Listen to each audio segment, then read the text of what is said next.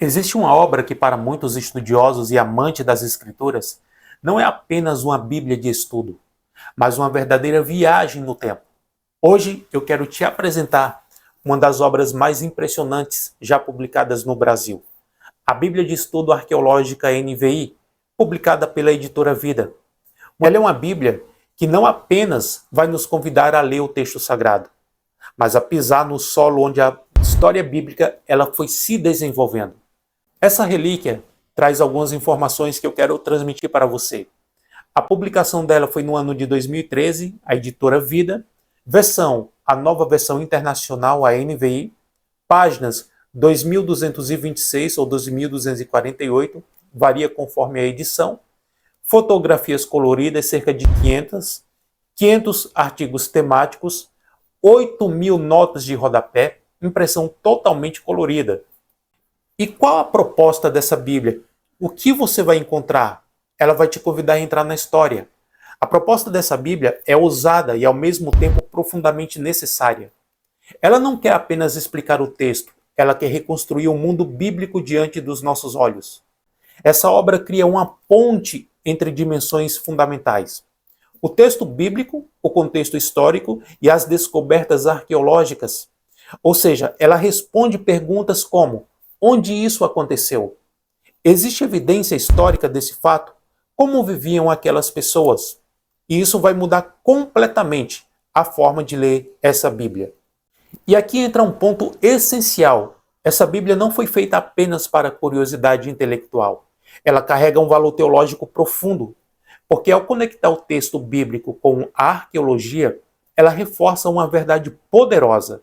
A fé bíblica não vai nascer no mito, mas na história concisa, ao mostrar cidades, inscrições, costumes e povos antigos. Essa Bíblia ajuda o leitor a perceber que Davi não é apenas um personagem, ele pertence a um contexto real. Moisés, não está isolado, ele emerge de uma cultura específica.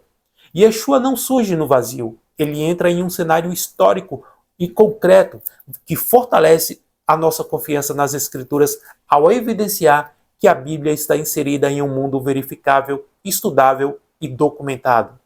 A Bíblia de Estudo Arqueológica, ela não é uma obra de um único autor.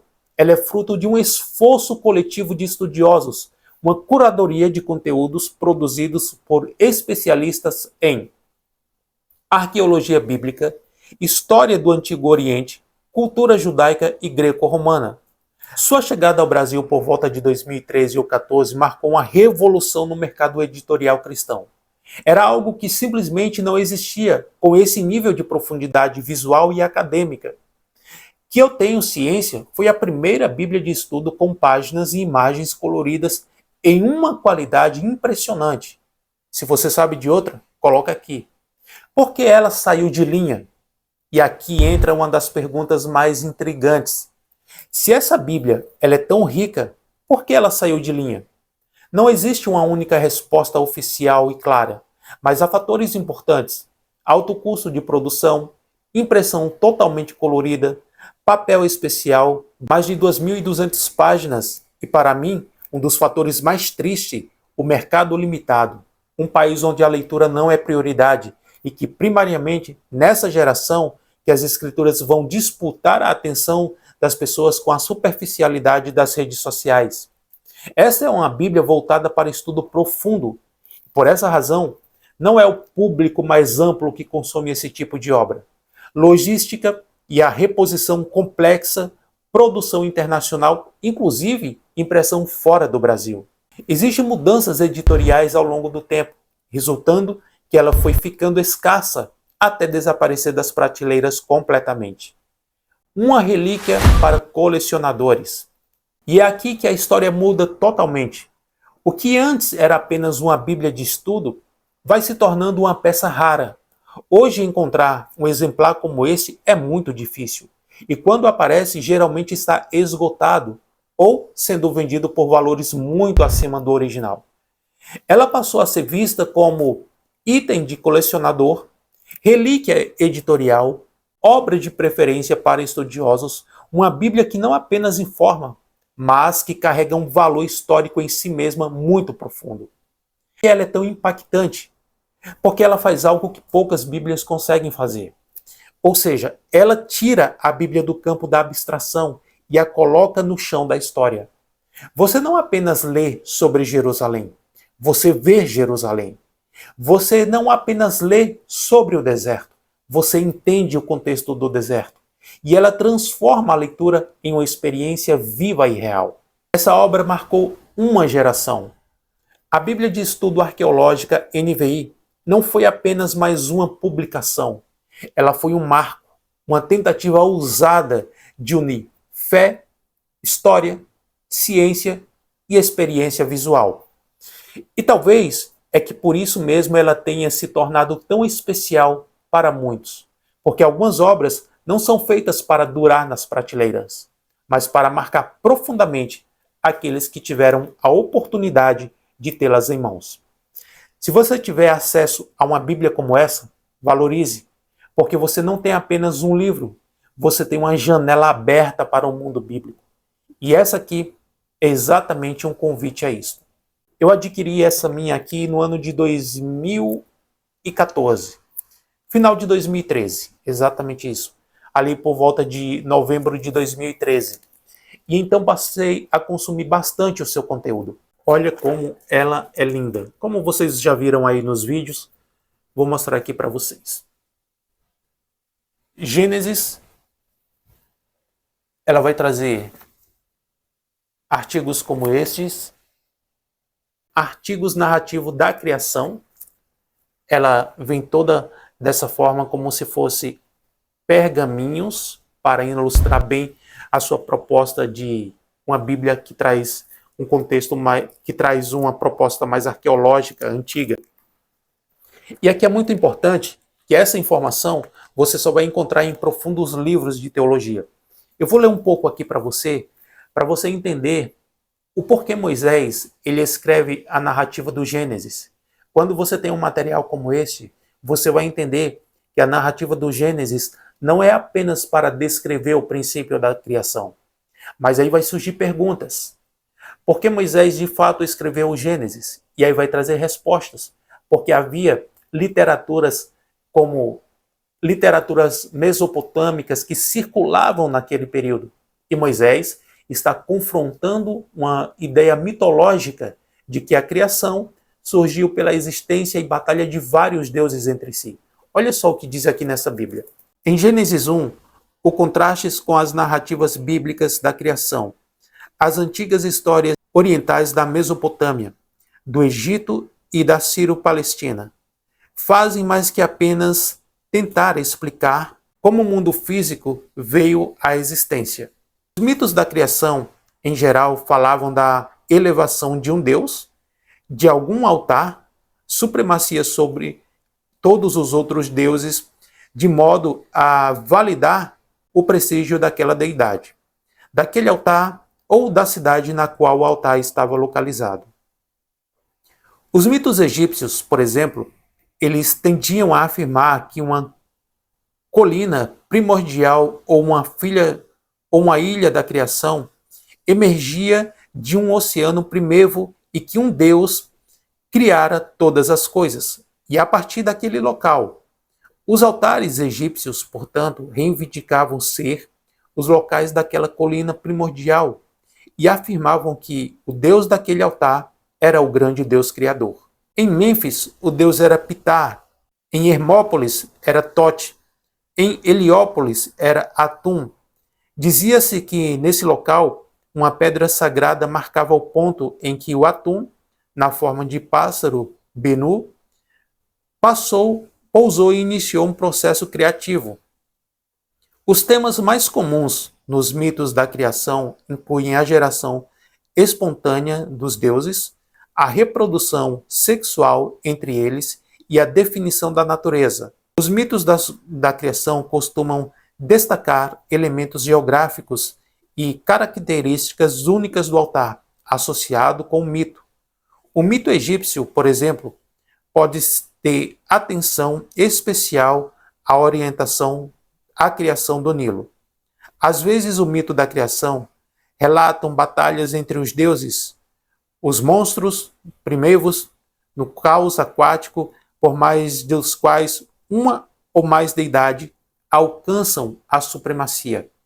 Em outros relatos da criação, ocorreu depois que um deus derrotou um monstro primitivo e dividiu seu corpo em duas partes que tornaram o céu e a terra, ou a terra e o mar, e assim por diante.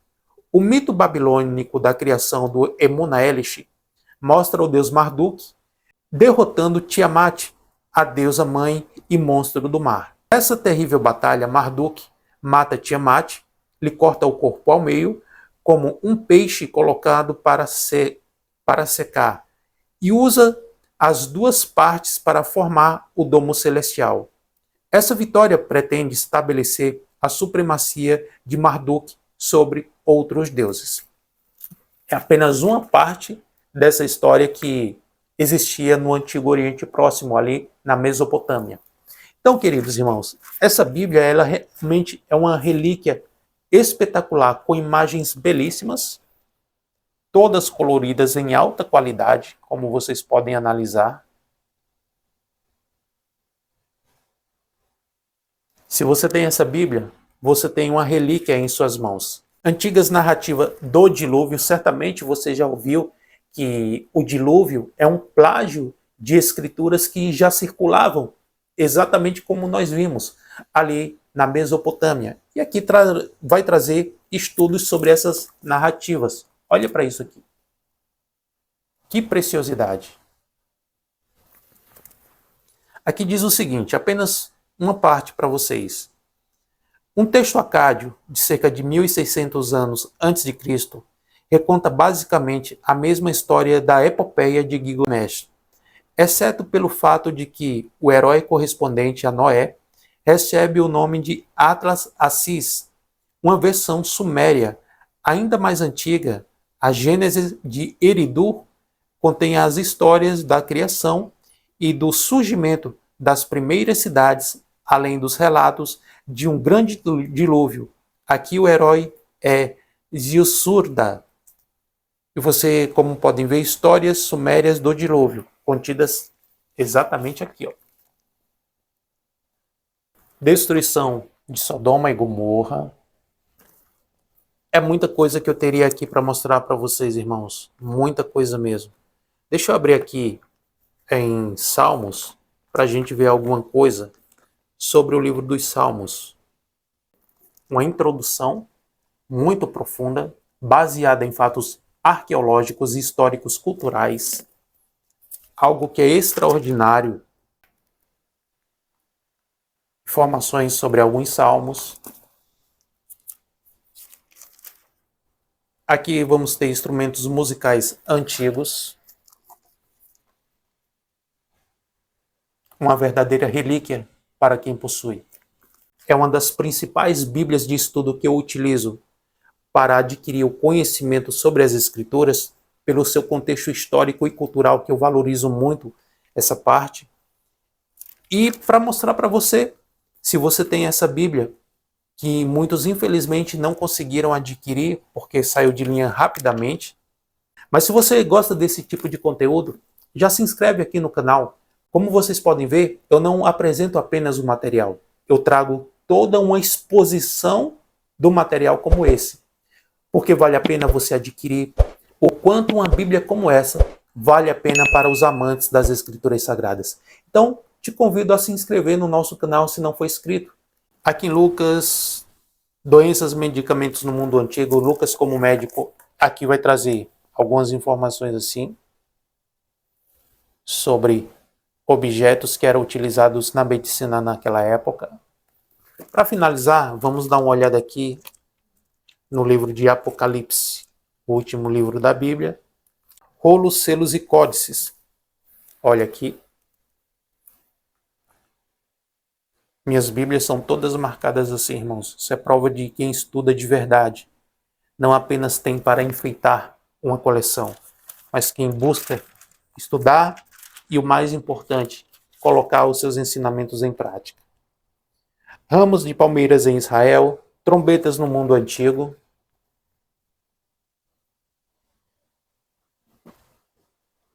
Apocalipse 8 A cultura judaica e greco-romana fazia uso de trombetas que exerciam uma variedade de papéis no mundo antigo.